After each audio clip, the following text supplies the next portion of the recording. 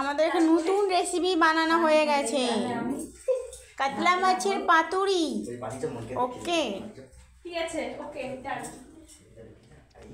এতে মশলা দিয়ে একটা করে কাঁচা লঙ্কা দিয়ে কলা মাথাগুলো প্রথমে সেঁকে নেওয়া হয়ে গেছে।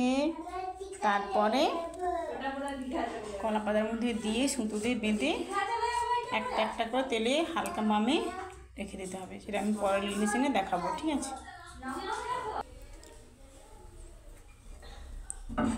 ননস্টিকের কড়ার মধ্যে করতে হবে। আমরা সুতো দিয়ে বেঁধে নিয়েছি কলা পাতা দিয়ে মশলা দিয়ে, ঠিক আছে। এরপরে একটা একটা করে এর মধ্যে দিয়ে দেবো, হালকা পামে ভাপানো হবে। এখানে একে একে করে দিয়ে নিয়েছি, হালকা এপিট করে ঘুরিয়ে নিতে হবে, হালকা একটু করে ভাজার পর, ঠিক আছে। কাতলা মাছের পাতুরি